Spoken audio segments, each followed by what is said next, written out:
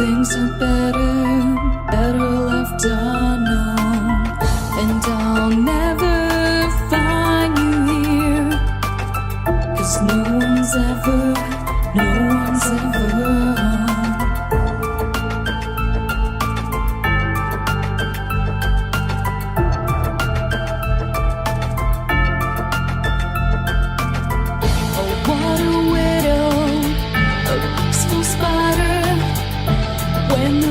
is clean, she's a sneaky hider. Hide the lies and the alibis. Oh, what a sinner is it in her?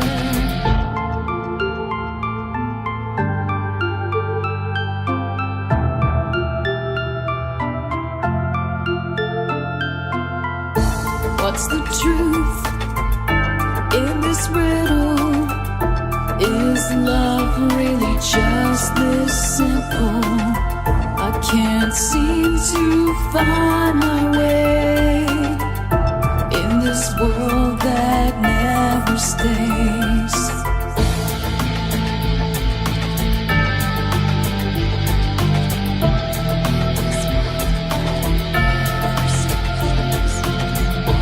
What a widow, a peaceful spider. When the glass is clean, she's a sneaky hider. Hide the lies and the alibis. What a sinner is it in her?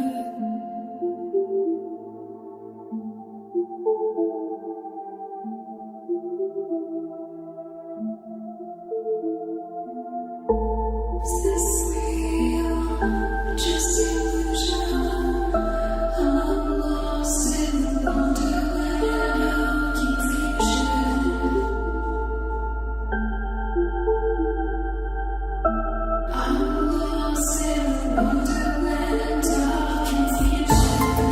Real or just illusion, manifestation or a dark delusion? Is this real or just illusion? I'm lost in a wonderland of confusion.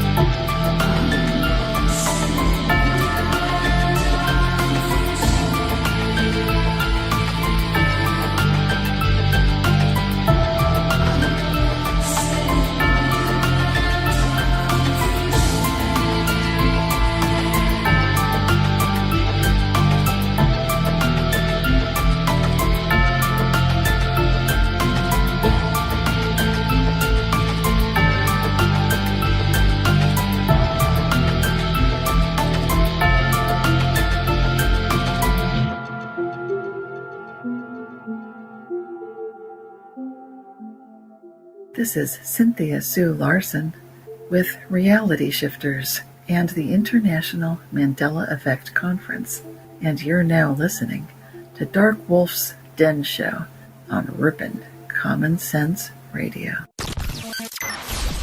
Ripon Rabbit Hole is a community-driven radio. At times the community comments may reveal prejudices and other beliefs that we or our sponsors do not condone. Views or opinions expressed by the community, callers, or guests, are those of the individual speaking and do not represent the views or opinions of this site. Ripon Common Sense content is intended for mature audiences only. Enjoy.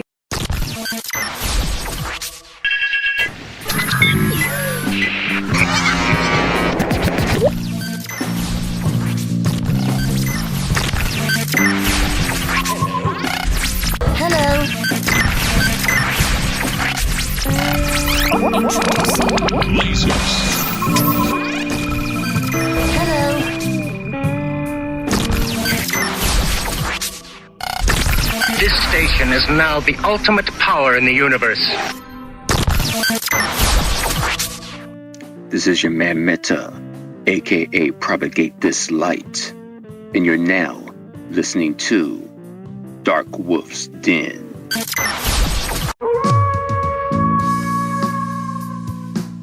Are ghosts real? We had 1,000 hours of continuous communication with the spirit world. Does time travel actually exist? The laws of physics seem to be compatible with time machines. You know, sometimes I wonder about reincarnation. Don't you? A 4-year-old boy in Adelaide, Australia, has told his parents that he used to be Britain's Princess Diana. What would happen if the world found out that aliens were real? I didn't say disclosure would be easy, but what is the alternative? To establish a space force as the 6th branch of the armed forces. We have so many questions and yet so little time, so to have you here, the pleasure is all mine. Coming to you from a secret mountain cave, hidden deep within the Idaho wilderness, this is the Dark Wolf's Den Show. Now, here is your host, Jerry Hicks.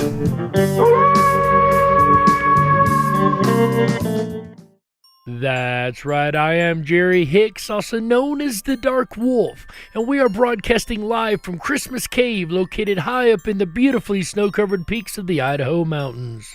Ripping through the electromagnetic soup and tunneling away into your radio like a quantum particle of Christmas magic. This is the Dark Wolf's Den Show for Thursday, December 24th, 2020. Also known, ladies and gentlemen, as Christmas Eve. That's right. We've got a wonderfully fun show for you guys playing tonight. We're going to go over many different Christmas traditions around the world.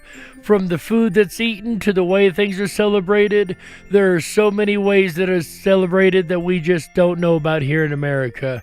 And we're going to learn about those tonight, Thursday, December 24th, 2020, on the Dark Wolf's Den Show. But first, today in history. And how fitting for the season, folks, that our Today in History on Christmas Eve happens to be about a Christmas carol. Check this out. The Christmas carol Silent Night, composed by Franz Xavier Gruber, is first sung at St. Nicholas Parish Church in Obendorf, Austria on this day. And that is today's Today in History.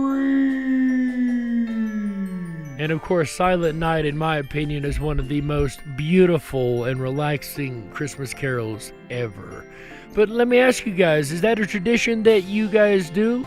Do you go out and sing Christmas carols to the neighborhood, or even stop and sing Christmas carols in the house on Christmas Eve or Christmas Day? Is that a tradition that you follow? The funny thing about the holidays is a lot of different households have different little unique traditions that they carry on over the years.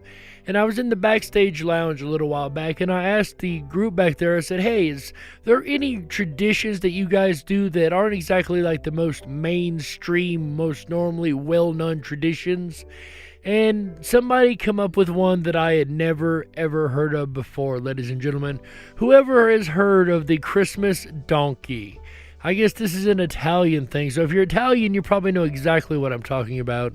If not, you're probably as confused as I was when I first heard it. But ladies and gentlemen, I would like to present to you now, before we go any further, the tradition of Dominic the Donkey.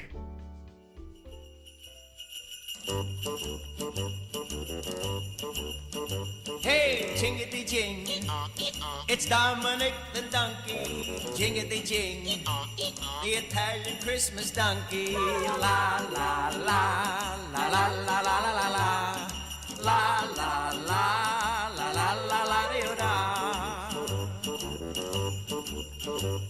Santa's got a little friend, his name is Dominic, the cutest little donkey, you never see him kick. When Santa visits his paisans with Dominic, he'll be, because the reindeer cannot climb the hills of Italy. Hey, jingity-jing, it's Dominic the donkey, jingity-jing, the Italian Christmas donkey, la la la, la la la la la la, la la la, la la la la da. Jingle bells around his feet and presents on the sled. Hey, look at the Mayor's Derby on top of Dominic's head. A pair of shoes for Louis and a dress for Josephine. The label on the inside says they're made in Brooklyn. Hey, jingity jing, it's Dominic the donkey. Jingity jing, the Italian Christmas donkey. La la la la la la la la la la la la la la la la la. Children sing and clap their hands, and Dominic starts to dance. They talk Italian to him, and he even understands. Kumaras and kumbaras do they dance ad arandel. When Santa Nicola comes to town and brings Ujucharilla, hey, jingity jing, it's Dominic the donkey. Jingity jing, the Italian Christmas donkey. La la la la la la la la la.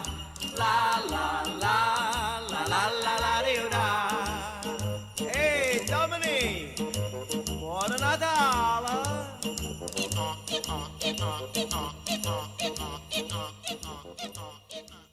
And like we mentioned before the song, that is a Italian Christmas tradition, Dominic the Donkey. And of course, we don't hear about a lot of other Christmas traditions around the world here in America because we get so caught up in our own traditions, as I'm sure each one does. But as we continue on tonight, we're going to follow Santa around the world, and we're going to talk about some of these amazing worldwide Christmas traditions. From the meals to the way they're celebrated and everything in between, we're going to cover quite a bit tonight, ladies and gentlemen. And our first stop on this fun little trip around the world is going to be in the Ukraine. What is your favorite part of Christmas planning? If it is decorating the Christmas tree, then you probably have a big stash of felt toys, metallic stars, pines, banners, and LED lights. As well as a ton of Christmas balls. Is that what you use for decorations? Not if you're in the Ukraine. This beautiful country has its Christmas trees covered in spider webs. You heard that right. Small ornaments in the shape of a spider and its webs are hung on the Christmas tree. What about that, you guys? Have you ever encountered the spider web ornaments or the spiders that hang around on Christmas trees? Not exactly something I would personally want to be decorating my tree with, but that's only because I really, really, really hate spiders. But let me know over there in the chat. Would you put spiders on your Christmas tree? Go ahead, put a 1 if you'd put spiders or have put spiders on your Christmas tree this year. Put a 2 if you would not ever put spiders and spider webs around your Christmas tree. And put 3 if it really did matter to you one way or the other. I do believe that I'm a hard 2 on that one, by the way. Weird tradition it is, but it comes with a folklore. There is a legend that once a poor widow lived with her kids in a small hut and had no money to decorate a tree for Christmas. But when her children awoke on Christmas Day, the tree was covered in webs that glistened gold and silver in the morning light. Now this legend is celebrated on the big holiday. Sweet! I gotta say, if I woke up and seen my Christmas tree covered in spider webs of gold and silver and whatnot, I don't think celebration would be the first thing on my mind. Infestation, but maybe not celebration, right guys? Alright, moving on from the Ukraine, we're gonna travel across the world over to the Philippines. Each year on the Saturday before Christmas Eve, the city of San Fernando proves why it's called the Christmas capital of the Philippines. People from all across the globe flock to this city to be a part of the festivities. 11 villages take part in the Giant Lantern Festival, which, as the name suggests, is a competition to build the most elaborate lantern. It started off with simple lanterns about half a meter in diameter, made with Japanese origami paper. But today, the lanterns are made from a variety of materials and have grown to around 6 meters in size. They are illuminated by electric bulbs that sparkle in a kaleidoscope of patterns. That surely is a sight to behold. And I gotta say, a sight I'd rather behold opposed to the spiders and spiderweb infestation of the Ukraine, right? But seriously, I would love to see this lantern competition go off. I might have to pull some videos up in the backstage after the show here. Good night, guys, and see what we can find on these lantern celebrations. That actually sounds like it would look pretty cool. Next up, we're going to jump back up to the north, and we're going to go over to Sweden and check out some Swedish Christmas tradition. How do the Swedish celebrate Christmas? Well, they put up a giant straw statue of a goat in the center of Gavel's Castle Square on December 1st. Where did this strange idea come from? Well, the Yule goat was supposed to help deliver presents, so sometimes Santa Claus would ride a goat instead of his sleigh. How many of you folks here have heard of the Yule goat, right? I had never heard of it before this year. That's not to say it's new, it's just to say I didn't know about it. I didn't know about Dominic the donkey either, so we've learned about 2 Christmas animals this year. That is interesting enough, but have you ever seen like wicker monuments, or not even monuments, that's not, wicker statues and little ornaments, I guess you'd say, of the Christmas goat? I have seen goat statues around Christmas, but I never really thought, two things of it. I never would have put it together to actually being a Swedish Christmas tradition. So when in 1966, when the town of Gavel wanted something over-the-top Christmassy for the town square, a giant Yule goat seemed like a great idea. We understand that, but make it from something as flammable as straw? We are directing focus here because in the past 50 years, the Gavel Yule goat has been destroyed 35 times. Yes, some people try to burn it down every year, and others bet on whether the goat will make it to Christmas. Now that's what you call strange. I gotta say, that's kind of funny. It's sad that people would destroy things like that around Christmas season, but equally just the same, it's kind of funny to place bets and see how long it's actually gonna last, right? See how long it takes for somebody to take the thing out. Straw isn't exactly the best material to work with as far as flammability. It will go up really quickly. And next up, ladies and gentlemen, we're going to go from Sweden and we're going to drop down just a little bit on the map to a place that I actually have a very personal connection to, and that would be Austria. Dress up like Santa and distribute sweets? Nah, that's so boring for the Austrian. So, you're more likely to find a beast-like demon creature that roams city streets, frightening kids and punishing the bad ones. And this isn't even Halloween, guys. This is the first week of December. And if you guys have caught some of the network shows like over with AJ the Ripon Rabbit over there, then you guys might recognize this character right off the bat. In Austrian tradition, St. Nicholas rewards nice little boys and girls, while Krampus, his evil accomplice, is said to capture the naughtiest children and whisk them away in his sack. So, on St. Nicholas Day, a lot of men dress up like Krampus and set out frightening children with clattering chains and bells. Yikes! And of course, I'm sure most all of us have heard the story of Krampus probably quite a bit this year, so I'm not going to go over that and spend a lot of time on that. So we're going to jump over little ways into Russia and see what kind of Russian traditions are held for Christmas. Russians have their own way of living life, and when it comes to Christmas, their traditions are sort of similar to ours in the West. We have the good old dude Santa Claus to get us gifts, and Russians prefer the idea of babushka doing the rounds. Oh goodness, with all the craziness we've heard so far, please tell us what in the world is a babushka? Hey, relax. That's not an army, but how the Russians call their grandmothers. Okay, phew, I was a little worried there for a moment. These Christmas traditions gotten a little weird there for a second. This one seems a little more normal in my book, I guess you'd say. So, on January 7, which, by the way, is the date they celebrate Christmas on, old grannies play Santa. But why? Based on the biblical story of the woman who didn't give a gift to the baby Jesus, the tradition was built because, to repent, the lady gives gifts to children. We do like the idea of receiving presents from grannies. It is adorable. I have to agree, that is absolutely adorable, grandma giving you gifts. And of course in America we're very traditional as far as the elders goes, and making sure our elders are taken care of on Christmas time and things like that. And a lot of times, you go to grandmother's house and grandmother has a very special gift for you, whether it be a candy or, something you would never get any other time but from grandma, right? So we're not all that different here in America, although we don't celebrate it for the fact of the biblical story being connected. Also, we don't celebrate Christmas on January 7th, we celebrated on December 24th, and I just learned something new tonight, ladies and gentlemen, and maybe you guys did too. Russia celebrates Christmas on January 7th. Did you guys know that? And that is today's fact you probably didn't know of the day. Haha! No, I'm totally kidding. That is not a regular segment.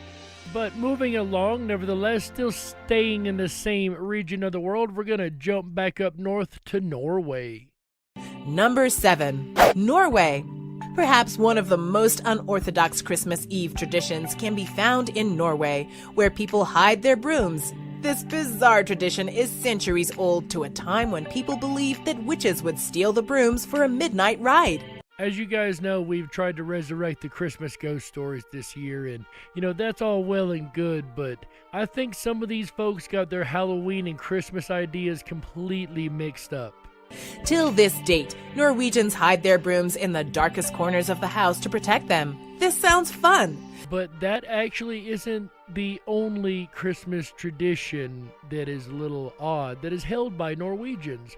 Not only do they believe that witches are going to come steal their broom for a midnight Christmas ride next to Santa, but they also have a food tradition, and we'll get more into the foods of Christmas around the world here in the second half, because there's some really interesting stuff about that you guys are not going to want to miss. But check this out. They have an interesting food thing for Christmas, a tradition also.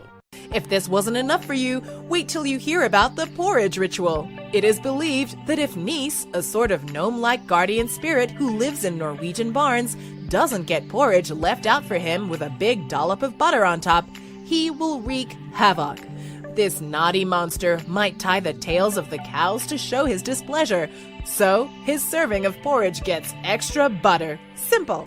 So instead of leaving cookies out for Santa on Christmas, they leave out a big bowl of porridge with lots and lots of butter on top for the little demon creature that lives in the barn that'll tie the tails of cows and mess with your farm animals if you don't feed them porridge. I gotta say that's a little odd, but it's not completely out there. Okay, maybe a little bit. I'm not the biggest porridge fan in the world. I prefer the Oreo cookies, right? Nevertheless, we're going to drop down now from the Norwegian territories down into the South American territories. Colombia.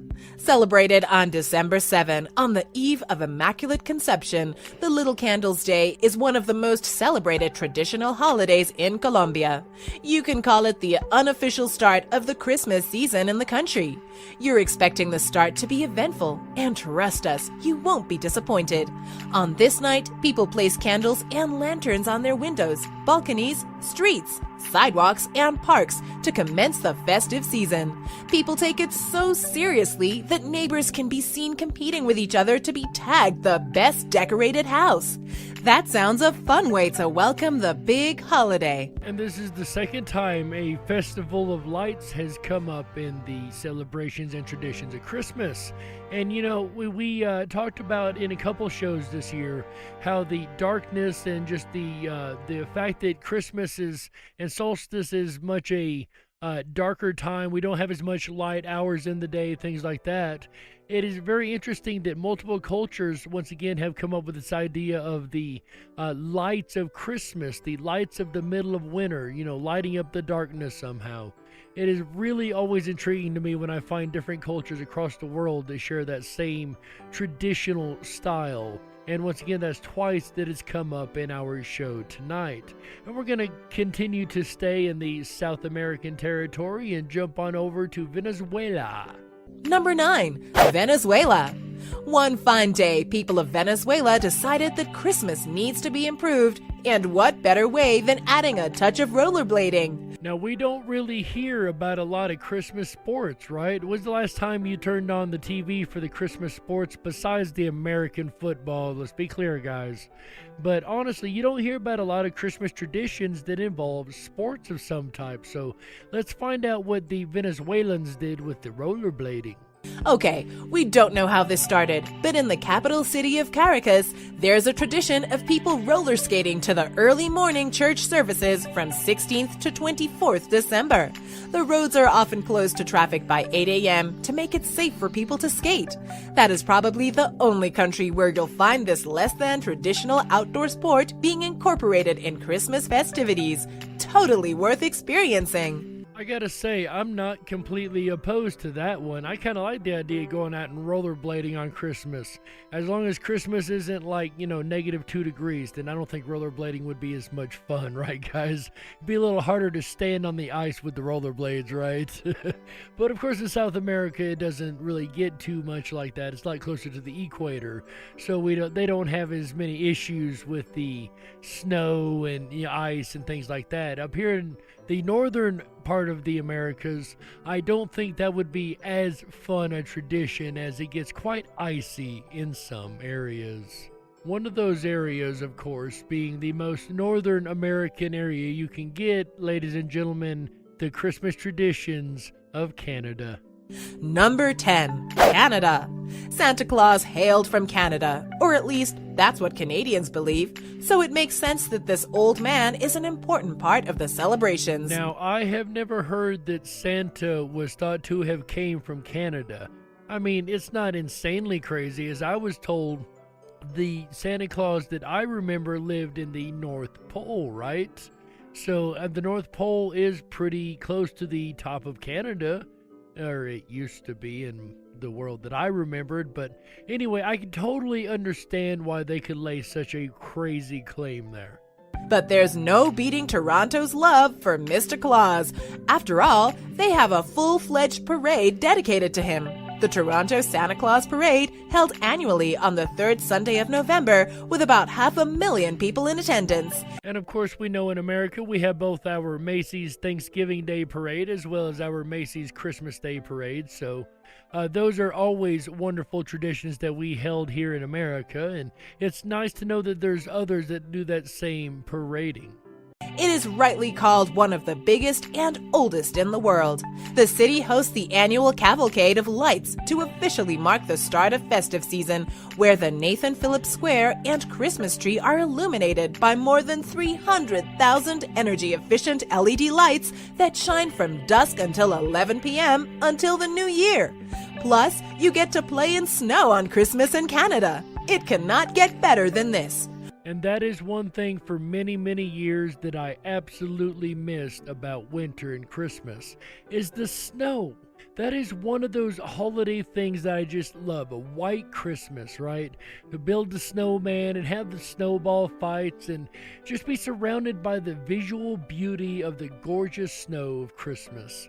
Well, I lived in the northern parts of the United States when I was a child, and I remembered what that was like. And then we moved to the South for, I was down in the South for about 30 years, which is actually where I'm originally from. And I came back to the northern areas 3 years ago. And let me tell you, one of the reasons that I decided to make that move was because I remembered the Christmases as a child and the beautiful snow-covered, hills and mountains and sledding and playing in the snow and like I said, just everything, the snowball fights and all the fun that you can have in the snow. That is one Christmas tradition that I absolutely love. Another Christmas tradition that I have is having a coffee with peppermint mocha in it. Like the creamer stuff. I love some peppermint at Christmas time. That is my one flavor of Christmas. What about you guys? Do you have a Christmas flavor? A certain flavor that only once a year you get to experience, certain treats that you only get to have one time or one season a year. Another Christmas treat we used to do around my house was peanut butter pie. And I don't know if a lot of you have heard of peanut butter pie. A lot of people I've talked to actually haven't heard of that. Or peanut butter pudding without the pie shell, of course. It's the exact same thing. And it's basically a custard, an egg custard that has peanut butter added to it. And is allowed to set up in a pie shell form or just a pudding form. There was one more pie that we used. We liked a lot of pie down in the South, didn't we? But one more we used to call the deer hunter's pie. And we only made this during deer hunting season, which actually also ended up being the Christmas and holiday season. How convenient is that? You can actually find this recipe if you look up Mandarin orange pie. It's basically a whipped cream with all the different fruits and mandarin oranges, and you can add the nuts and just whatever kind of things that you enjoy. So those were two of the Christmas traditions that we held around my house at Christmas time every year. And of course they centered around food. You know us wolves, we love to eat, that's right. Ladies and gentlemen, speaking of food, we're going to get into a lot of wonderfully amazing Christmas food traditions from around the world. Some you may have heard of, some may actually surprise you. And we'll get into those in the second half of the Dark Wolf's Den show, but we have to go ahead and take a network break right here, and we will be back for that second half here in just a couple minutes. Don't you touch that dial. We gotta stoke the fires and run off the men in black. Don't touch that dial. We'll be right back.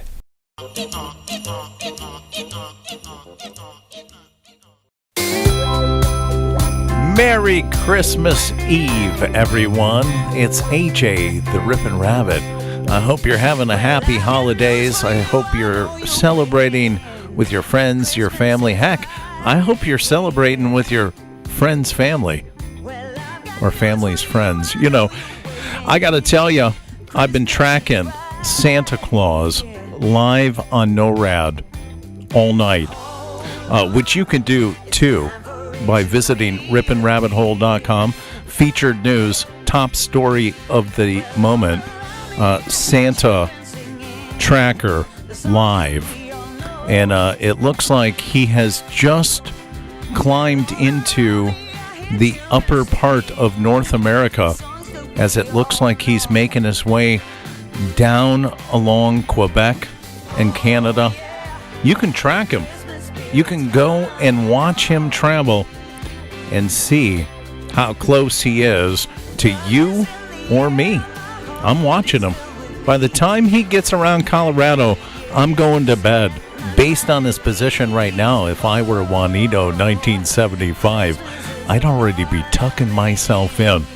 My top hat's off to Jerry Hicks and the Dark Wolf's Den show for howling at this holiday, Christmas Eve.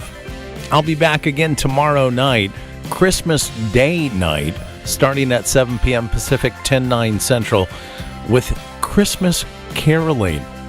That's right, we're going to go merrily a-caroling along. I'm not sure what's going to happen, but I think karaoke is going to be involved in some way. I'm not sure. You can sing along tomorrow night as we carol our way out of Christmas. As we look forward to the new year, that's right, my goodness, tomorrow night, Christmas, December 25th. Then Saturday night, December 26th, I'm going to focus on the top UFOs of 2020. I watch this. I even belong to the UFO group over there at the Ripon Rabbits, and I watch the latest and greatest UFO sightings. And I got to tell you, I have quite a collection to share with you Saturday night. Then we'll end out the weekend right Sunday with a look at reinventing yourself in 2021.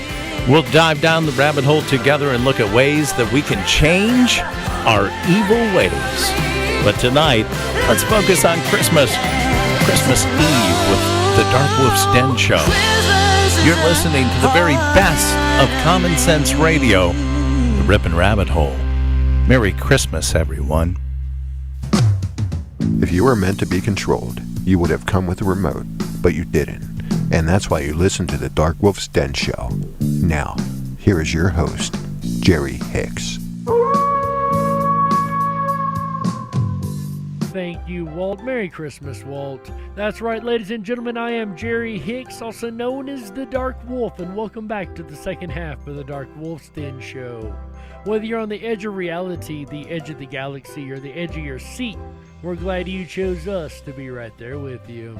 Ladies and gentlemen, it is Thursday, December 24th, 2020, also known as Christmas Eve 2020, and our very first annual Christmas Eve on the radio, and we cannot be more excited to have the honor and pleasure of doing our first Christmas Eve show. So what a great thing that is, and what an incredible gift to myself from the audience from you guys and from just fate itself, right? Just the ability to have it on this day. But ladies and gentlemen, as we move along tonight, we talked a lot about traditions that are different around the world, whether you're in Norway or Sweden or Austria or South America or even Canada, actually, and Northern America. All of our traditions vary just a little bit. And our traditions in celebration are just as varied as the tradition of what we eat on Christmas. In America, of course, we know we eat the ham, and a lot of people pull the turkey back out for one more round on Christmas. But what is around the world, generally speaking, what is eaten by these other cultures? Some of these may surprise you, some of these you may have heard of before.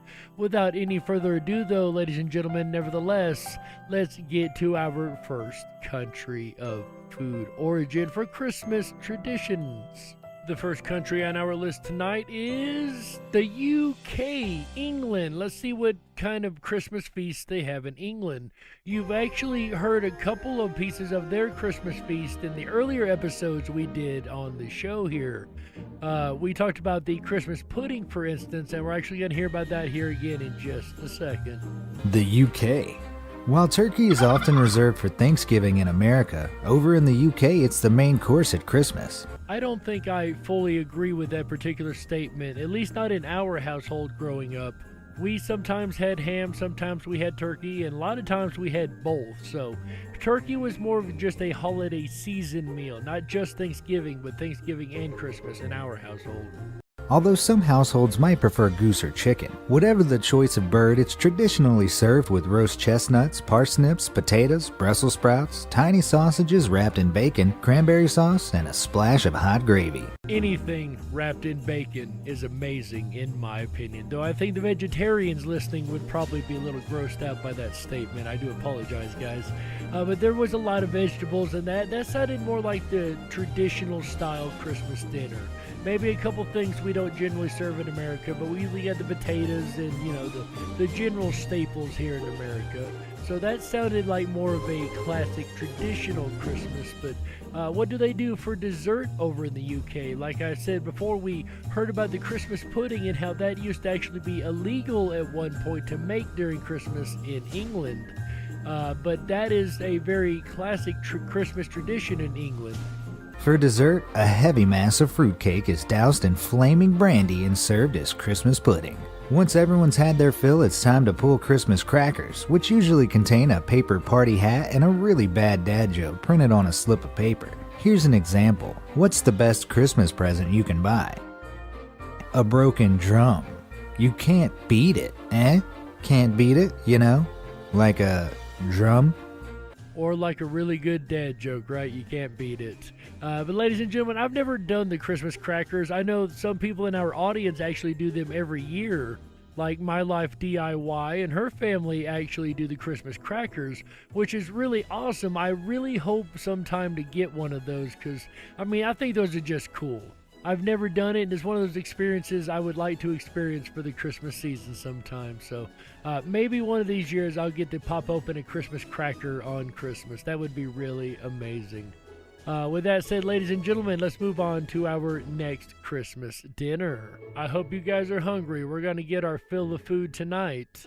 We're going to be as stuffed as seal. Greenlanders celebrate Christmas Arctic style by serving specially prepared dishes like maddock and kiviat, traditional Inuit delicacies that make the most adventurous of foodies' stomachs turn. Maddock is the skin of a whale, usually the bowhead, beluga, or narwhal, diced or serrated and served raw.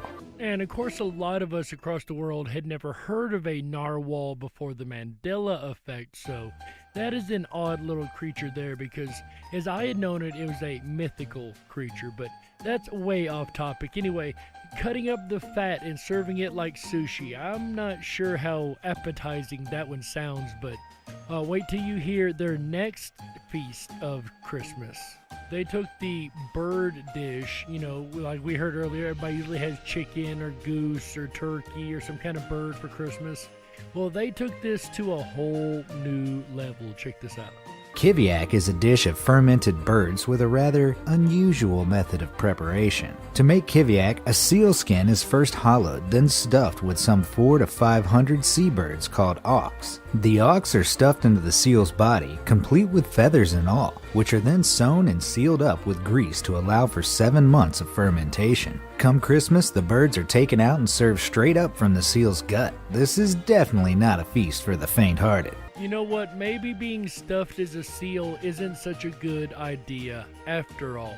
Although a lot of us will be stuffed with bird after this holiday season, I don't know about being stuffed like that in fermented bird meat. That doesn't even sound appetizing to me. But there you go, ladies and gentlemen. That is a Greenland tradition for Christmas. And following that, we're going to jump way over across the world to Zimbabwe. The typical Zimbabwean Christmas dinner can include fresh roasted ox or goat, cornmeal porridge, bread, jam, and tea. But the special treat reserved for the occasion is chicken served with rice, since chicken is an expensive food item in the landlocked African nation. Beats fermented seabirds, that's for sure. I think we can all agree at this point anything beats fermented seabirds, but nevertheless, just the same, I gotta say that's more of a closer to the traditional, very simple holiday meal. I give it to that. I don't know about porridge. Porridge seems to come up quite a bit tonight, doesn't it? Not exactly one of my favorite meals. How about you guys? You guys like porridge? Go ahead and put a 1 in the chat room if you've even had porridge before. Put a 2 in the chat room if you've had it and you like it. And put a 3 in the chat room if you think it's the worst thing known to man, or you just really ain't a big fan of porridge at all. Next up on our list is one that I literally just heard about like 3 months ago. I had never heard about this Christmas tradition we're about to present here until I heard it on the video on YouTube and I went, what? But interestingly enough, this has really become kind of popular. I've found people talking about it quite a bit recently in the communities that I've been hanging around and different things. But I gotta say, this one here it was unexpected when I heard about it. It might be something you've never heard of before, ladies and gentlemen. So without any further ado, let's see how Japan celebrates Christmas with their meals. Japan. In a nation where most people are Shinto or Buddhist, Christmas in Japan is more of a commercial affair and definitely not a national holiday. Much like Valentine's Day, Christmas in Japan is a time for young couples to exchange gifts and have romantic dinners. Well, that's definitely a different kind of twist on the holiday. Of course, they don't celebrate the traditional Christmas, but they do have the dinners, like they said, couples dinners, but you're never going to believe where these couples dinners actually take place. For those who know, if you haven't, please don't put it in the chat yet. For those that do, I'm just as mind-boggled as you guys are. Check this out, guys. Here is the most famous restaurant to go out to dinner with your loved one, your Valentine's loved one, if you will. Because remember, Japan's Christmas is more of a Valentine's Day, he said. So where do you think is the number one traditional restaurant that they go to on Valentine's Day, or Christmas in this case, if you will? Check this out. While many restaurants are packed with reservations made weeks in advance, none are busier on December 25th than KFC. And for those wondering if KFC is like maybe some kind of Japanese restaurant or, just, initials for something else, no, it's that KFC. The Kentucky KFC, Kentucky Fried Chicken, that's right. Kentucky Fried Chicken is their number one restaurant on this day, every year. Like their Valentine's, our Christmas Day, when they go out with their loved one, they go to Kentucky Fried Chicken, and they actually call it Kentucky for Christmas. So yeah, as intriguing as that is, I had never heard that until a couple months ago. This tradition began in 1974, thanks to a clever advertising campaign called Kirisumasu Niwa Kentucky, meaning Kentucky for Christmas. Ever since then, the Colonel's Fried Chicken has become the go-to Christmas meal, with the franchise's outlets getting orders weeks in advance during the holiday season. Of course, Japanese Christmas wouldn't be complete without cake for dessert. And around the holiday season, we hear about fruit cake, and every now and then you might see like a white cake with some really cute designs or something on it, but you don't really see a lot of different cakes during Christmas. It's usually pies and things like that. but the Japanese eat a cake on Christmas that us Americans tend to save for more of a spring and summer season. So Americans will recognize this, but we don't tend to eat this one for Christmas. Check this out, guys. Unlike American fruitcakes, Japanese Christmas cake is usually sponge decorated with whipped cream and strawberries. Or what I would call a strawberry shortcake. Of course, you're supposed to have shortcake, but I've used sponge cake more times than I can count as shortcake, and it works. So, yeah, there you go. Sponge cake and strawberries and whipped cream. Strawberry cream, or not strawberry cream pie. Strawberry shortcake. There we go. Strawberry shortcake with Christmas, which, I mean, it doesn't sound bad. That's quite tasty, especially compared to some we've already heard for Christmas, right? In fact, the shortcake emoji in our phones is based off the Japanese Christmas cake. Wow, did you guys know that? Go ahead and put a 1 in the chat room if you knew that the strawberry shortcake emoji was actually the Japanese Christmas cake emoji. I did not. Go ahead and put a 2 if you're in the same boat I'm in and really had no idea at all. And put a 3 if this is the first time you've even heard about Japanese Christmas traditions. Nevertheless, we're going to move on up now to the Norse country one more time and find out what's on the Finnish dinner table for Christmas. Because remember, Lapland, Finland is now what is considered the North Pole, the most northern landmass now. I say now because a lot of us remember the North Pole being a little bit different, but I'm not going to get into that. That's a Mandela effect thing, and I don't want to get too far off topic for Christmas Eve. So, ladies and gentlemen, Lapland, Finland, of course, like I said, is Santa's home, and he's going to be leaving home tonight and traveling around the world and delivering presents to everybody. Matter of fact, he should be out on his way right now. He probably left hours ago, actually. He should be flying around the world right now, delivering presents to all the good little boys and girls. So let's hope they're not listening to this show, and if they are, you need to get in bed so Santa can come. Anyway, ladies and gentlemen, speaking of Santa coming, he is coming from Finland, and the Finnish dinner table actually has a couple interesting choices for Christmas dinner also. The Finnish Christmas dinner is a feast consisting of dishes with names that will twist your tongue, but fill your taste buds with delight. The holy trinity of Finnish Christmas foods are the kinku, an oven-baked ham, lontalaatikko, a kind of turnip casserole, and rosali, a colorful mixed beetroot salad that looks like gemstones on a plate. Depending on the size of the dinner party, these are usually served with a variety of fish dishes, mainly smoked salmon and herring. I kind of would like to see one of these root salads. I bet that'd be really pretty, look like gemstones on a plate, right? But fish, that's something we don't tend to hear in the classic traditional Christmas holiday meal is fish. We find a lot of bird, right? So it's really neat that they've got something that is kind of culturally different than most of the rest of the world. After the main course, the night is made sweeter with piparkakku, gingerbread cookies spiced with cinnamon, cloves, and nutmeg, and jallartartu, tarts filled with plum jam made in the shape of a star and dusted with powdered sugar. Desserts are enjoyed with a warm glass of glöggi, mulled wine, traditionally drunk by travelers to brace the cold Scandinavian weather. I gotta say, with a dessert selection like that, I would definitely be making myself sick on those. I would eat so much. Those desserts sounded absolutely delicious to me. And a little mulled wine to roll it down with. Oh yeah, I would be a wolf in heaven there. I tell you what, I might have to go to Finland one of these years and visit Santa's workshop just to have some traditional Christmas Finnish feastings. But we're going to stay in the northern area, ladies and gentlemen. We're going to visit Poland and find out what's on the Polish dinner table for Christmas. Christmas Eve in Poland is a whole day of fasting leading up to Wigilia, the feast which starts when the first star appears in the night sky. I can't ever say that I really fasted on Christmas. That's not something in America that's really done. In America, we're more gluttonous and try to put as much in our bodies as we can fit in our hands. But, you know, that's beside the point. We like to eat in America. That's no question to that. But fasting, I think that's actually kind of brilliant. Make sure your body's ready to be filled with all these different amazing nutrients and food. And yeah, that's not a bad idea after all. So fasting on Christmas Eve up until the very first star. And you know, everybody's staring every which way but loose trying to figure out where this first star is. They're waiting for that sucker to shine through, right? And then it's chow time.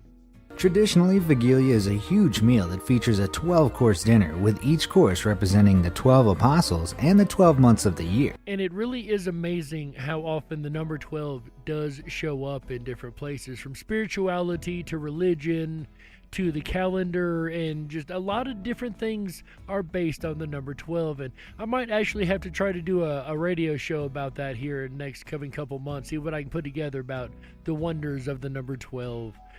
But that's speculation. We'll get into that later. I'm not sure about the schedule that far down the line, but nonetheless, let's figure out what else they have on the Polish dinner table. Regardless of what's being served, expect dinner to last for at least a few hours. The feasting kicks off with a Christmas wafer that symbolizes Jesus Christ. There's no red meat served at a Polish Christmas dinner, and main courses consist of carp and herring dishes. And once again, we find the seafood making its way into the Christmas dinner table for some of these cultures. This is something, once again, that we don't really do much of in America on Christmas, is the fish dinners. We tend to go for the bird dinners, as we've seen many other cultures do too. So really neat, we found yet another fish culture here, fish eating culture for Christmas dinner. The evening would not be complete without borscht, a beetroot soup served with uska, a type of ravioli made for the occasion. This is followed by a dessert made of noodles with poppy seeds. I'm sure it's better than it sounds. Yeah, so I don't think I'll be digging in on that dessert table. What about you guys? You think you'll be chowing down on the Polish desserts? Definitely not this wolf. But guys, we have traveled around the world tonight for traditions. We've traveled around the world and we've looked at different dinners and different Christmas meals that are had on this amazing Christmas Eve night. And I am so glad once again and honored to be able to do a Christmas Eve episode for you guys. I just cannot tell you how elated I am to have the honor of fate to do this. So this is truly a gift to me from the universe to be able to talk to you guys on this very special night. Before we close this out, there is a tradition that I would love to carry on. It is a well-known American holiday tradition. I would say English-speaking holiday tradition. And that, of course, is the reading of the famous poem, "'Twas the Night Before Christmas," right? But before we do that, what is the history of the night before Christmas? Where did it come from? Did it just appear in history one day, or, who wrote it? What did it mean?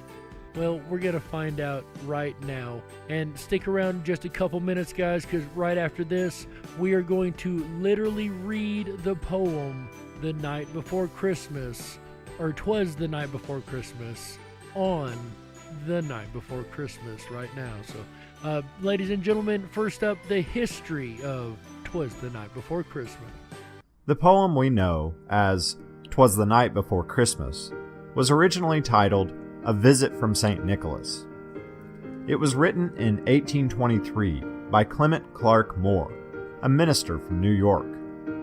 The poem tells a brief tale of a man who is awoken by strange noises outside his home on Christmas Eve. He looks out the window to see St. Nicholas approaching with his flying reindeer. As the poem progresses, the narrator eventually has an encounter with the saint. When the poem was first written, Moore chose to publish it anonymously. He had written it for his children, and since he was a minister, scholar, and professor, he did not feel it was appropriate to have his name attached to such a light-hearted tale. It was not until many years later that he chose to claim ownership over the poem. The poem has brought us many different things which we now consider long-standing aspects of our Christmas tradition, primarily the appearance of St. Nicholas, or Santa Claus. The physical description Moore gives, describing rosy cheeks, a white beard, and a round little belly, help to firmly establish our modern vision of Santa's appearance. Aside from that, Moore also created the names of many of the reindeer and established the story that the reindeer fly. Additionally, the poem also gave rise to the notion that Santa comes down the chimney to deliver presents. Although, All of these elements can be seen in earlier traditions. The poem itself has become a part of the holiday tradition, and many believe it is the best-known poem ever written by an American. Many families choose to read and recite the poem each year, and it has come to symbolize a strong part of a traditional Christmas. And that information comes to us from the YouTube channel called Reading Through History. Thank you for giving us that information, Reading Through History, and Merry Christmas to you guys over there. We hope you guys are doing wonderful this year. Nevertheless, as he mentioned, it is a classic traditional holiday thing to read the "'Twas the Night Before Christmas" on the night before Christmas or Christmas Eve. And that, ladies and gentlemen, is exactly what we're going to do right now. The Dark Wolf's Den Show presents "'Twas the Night Before Christmas," also known as a visit from St. Nicholas. 'Twas the night before Christmas, when all through the house not a creature was stirring, not even a mouse. The stockings were hung by the chimney with care, in hopes that St. Nicholas soon would be there. The children were nestled all snug in their beds, while visions of sugar plums danced in their heads. A mamma in her kerchief and I in my cap had just settled down our brains for a long winter's nap. When out of the lawn there arose such a clatter, I sprang from my bed to see what was the matter. Away to the window I flew like a flash, tore open the shutters and threw up the sash. The moon on the breast of the new-fallen snow gave a luster of midday on objects below, when what to my wondering eyes should appear but a miniature sleigh and 8 tiny reindeer, with a little old driver so lively and quick, I knew in a moment it must be Saint Nick.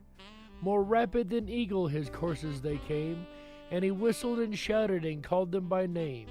Now Dasher, now Dancer, now Prancer and Vixen, on Comet, on Cupid, on Donner, on Blitzen, to the top of the porch, to the top of the wall. Now dash away, dash away, dash away all, as dry leaves that before the wild hurricane fly, when they meet with an obstacle mount to the sky. So up to the housetop the coursers they flew, with the sleigh full of toys and St. Nicholas too. And then in a twinkling I heard on the roof of the prancing and pawing of each little hoof. As I drew in my head and was turning around, down the chimney St. Nicholas came with a bound. He was dressed all in fur from his head to his foot, and his clothes were all tarnished with ashes and soot. A bundle of toys he had flung on his back, and he looked like a peddler just opening his pack. His eyes how they twinkled, his dimples how merry. His cheeks were like roses, his nose like a cherry. His droll little mouth was drawn up like a bow, and the beard on his chin was as white as the snow. The stump of a pipe he held tight in his teeth, and the smoke encircled his head like a wreath. He had a broad face and a little round belly that shook when he laughed like a bowl full of jelly. He was chubby and plump, a right jolly old elf, and I laughed when I saw him in spite of myself.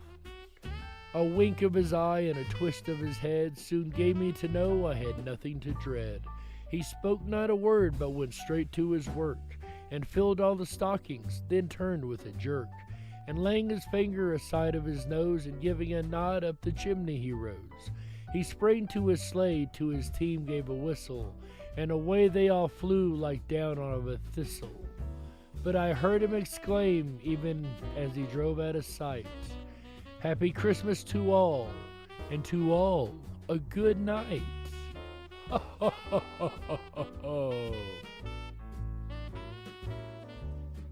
We got to close it out. That's right, that is it for this very special Christmas Eve edition of the Dark Wolf's Den Show for Thursday, December 24th, 2020.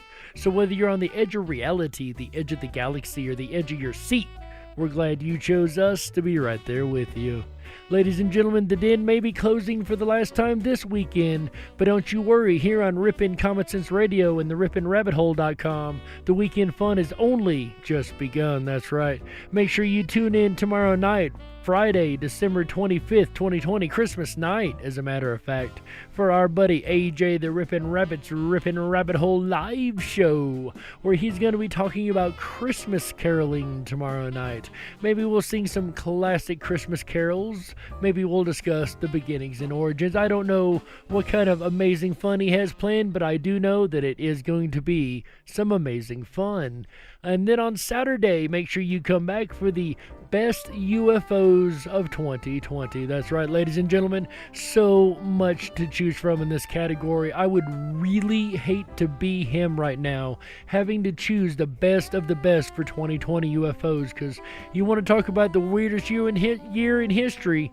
This, ladies and gentlemen, has been it. So make sure you tune in to find out his picks for those UFOs on Saturday, December 26th, 2020. Then on Sunday, December 27th, 2020, AJ's gonna close the weekend out with Reinventing Yourself. That's right, we do the weekends right around here, and we're gonna finish out the Christmas season. Of course, the holiday season will be over on the 27th. The Christmas season part of it will anyway. And as we go toward the new year, a lot of people are going to be thinking about their New Year's resolutions or things that they would like to improve or change in their life, or how they would like to reinvent themselves for the new year. Well, that's exactly what AJ is going to be talking about on Sunday, is reinventing yourself. So make sure you come back Friday, December 25th, 2020, Saturday, December 26th, 2020, and Sunday, December 27th, 2020, for AJ the Ripon Rabbits and the Ripon Rabbit Hole live show, because the animals a weekend do it right every weekend here on Ripon Common Sense Radio, RiponRabbitHole.com, and Ripon Rabbit Hole on YouTube, as well as our Dark Wolf's Den Show YouTube channel over there on Wednesday and Thursday nights. Ladies and gentlemen, we appreciate all the support you guys have given us all year long.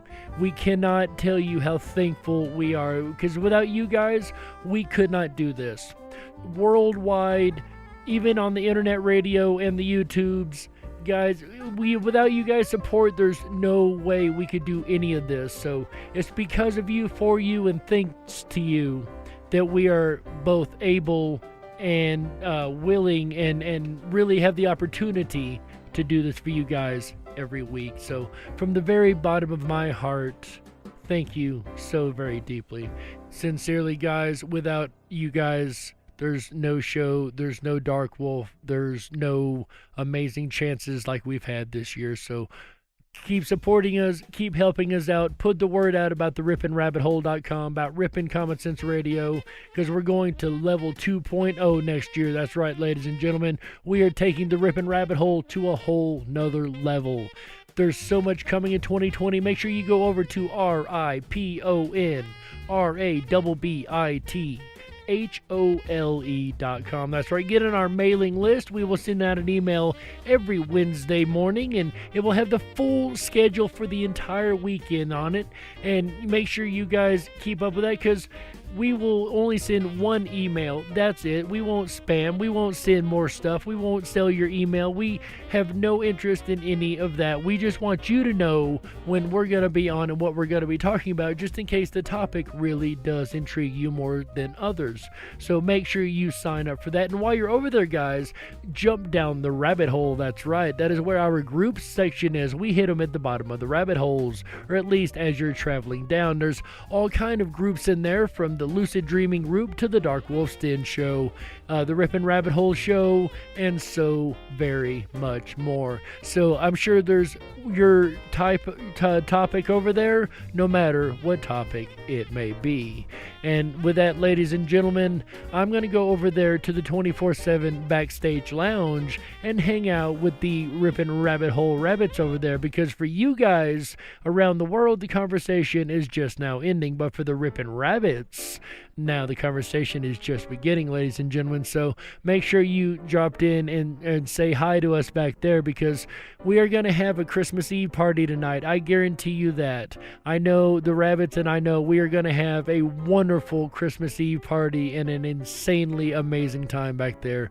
So if you're able to drop in, make sure you drop in. We've only got 50 seats, so first come, first serve. Make sure you hurry your way back. And with that said, ladies and gentlemen, on behalf of Chick Mandela Effect, Michael Musco, Walter House, Juanito 1975, the community players of the Ripon Rabbit Hole, and Mr. AJ the Ripon Rabbit himself, and everybody at Ripon Common Sense Radio, my name is Jerry Hicks, also known as the Dark Wolf, and we would all like to wish you a very happy holidays, a Merry, Merry Christmas, and we will see you guys on New Year's, ladies and gentlemen. At least that's when I'll be back. Make sure you tune in for AJ the Ripon Rabbit tomorrow night. Merry Christmas, ladies and gentlemen. Happy holidays, and I will see you guys on the next one. Remember, always stay awake, but dare to dream.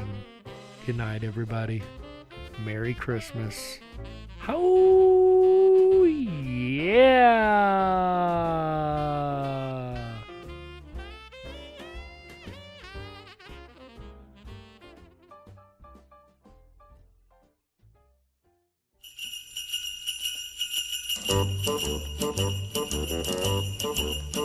Hey, jingity jing, it's Dominic the donkey.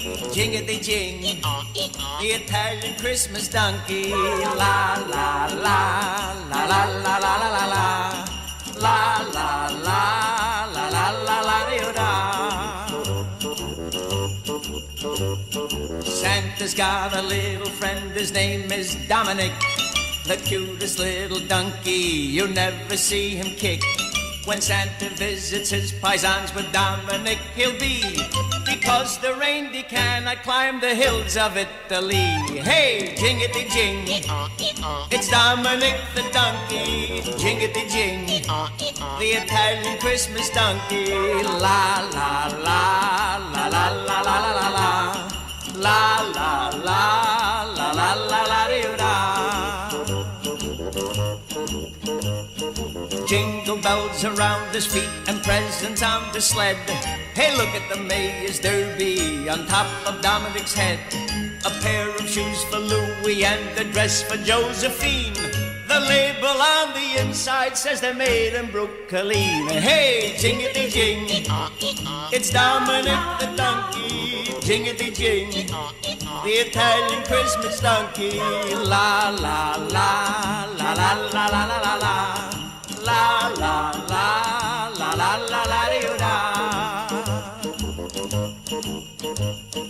Children sing and clap their hands and Dominic starts to dance. They talk Italian to him and he even understands.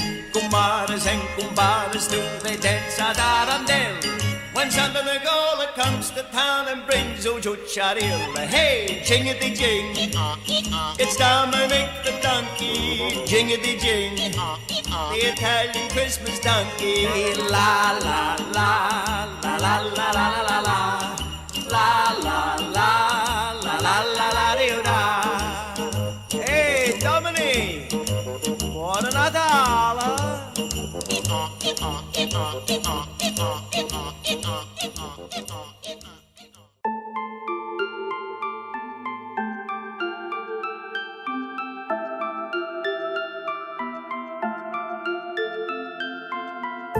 Unlocked and into the dark.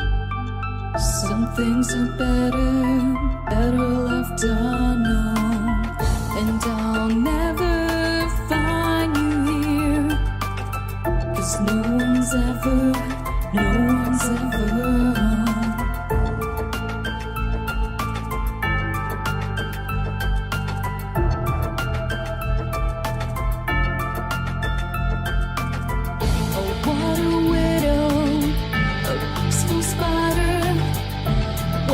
glass is clean, she's a sneaky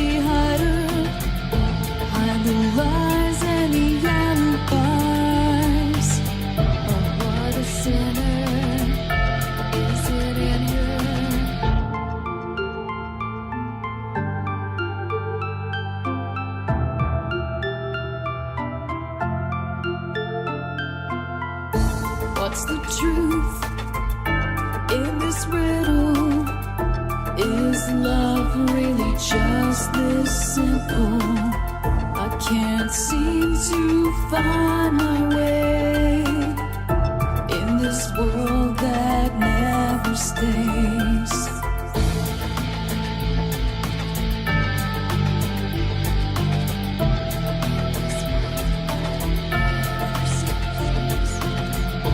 What a widow, a peaceful spider. When the glass is clean, she's a sneaky hider. Hide the lies and the alibis. What a sinner, is it in her?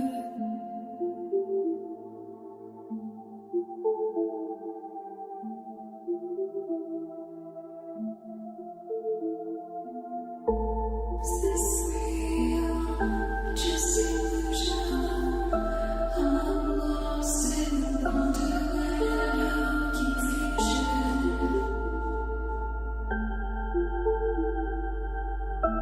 I'm lost in the wonderland of confusion.